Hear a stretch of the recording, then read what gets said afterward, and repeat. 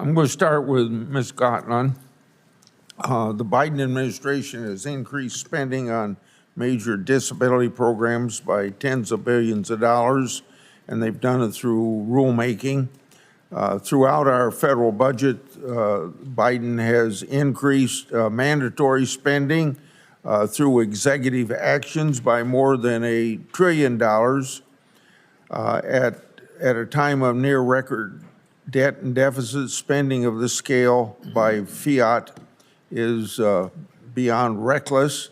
Spending on mandatory programs and interest on the debt is now 72% of the federal budget.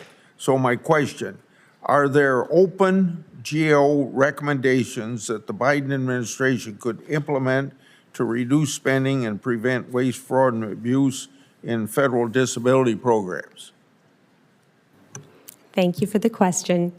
Yes, there are. We have several open recommendations regarding overpayments in particular.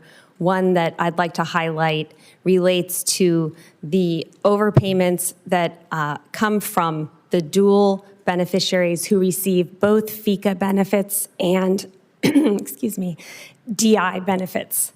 And right now, we had asked in 2015 that SSA evaluate and improve its internal controls for those beneficiaries who are receiving FICA benefits as well. And it evaluated options and identified a viable option. In fact, the benefits outweighed the costs 5-to-1 of this option, which was to use a data matching agreement with DOL to share data on those dual beneficiaries. And as far as we know, they have been engaged in ongoing discussions but have yet to implement that recommendation. And that recommendation is a priority recommendation designated so by our Comptroller General. And then I'd also like to point to the modernization of occupation data, which was what I just discussed, which is part of our high-risk series and is absolutely essential to be addressed for SSA to be removed from our high-risk list. And maybe you can submit your other things in answer in writing. I would be delighted to. Thank you. I'm going to go to Ms. Wilski. As I just mentioned, President Biden has greatly expanded the cost of SSI and SSDI while doing little to attempt to rein in costs. Both Obama and President Trump proposed billions of dollars in savings by limiting duplication and overlapping special disability benefits and unemployment. Why hasn't the Biden administration, as part of its budget request, proposed any reforms to generate savings in federal disability programs administered by Social Security?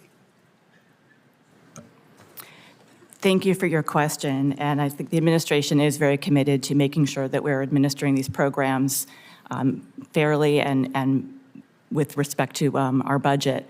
I'm happy to take that one back and get you a response for the record. Okay, thank you very much. I'm going to go to Mr. Morton.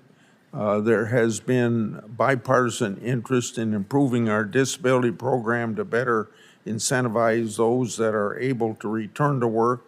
This includes the Ticket to Work program, but also pilot programs implemented by SSA that test certain changes to program rules with the intent of promoting attachment to labor force. So what have we learned from these past attempts to promote work?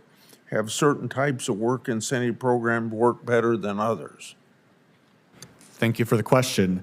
SSA recently published a study that they commissioned that looked at its past demonstrations over the last 20-something years.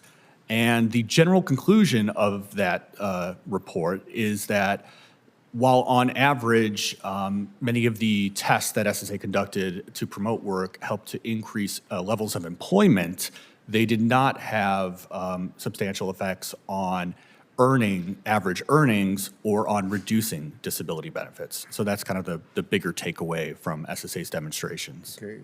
And for Ms. Ziegler, Just unrelated to this subject, but you manage 3 offices.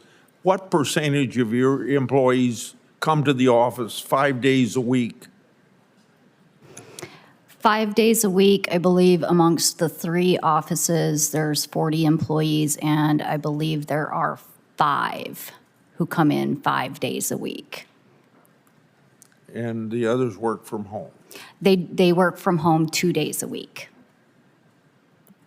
Well, then they come in 3 days a week. Correct. Okay. Yes. Thank you.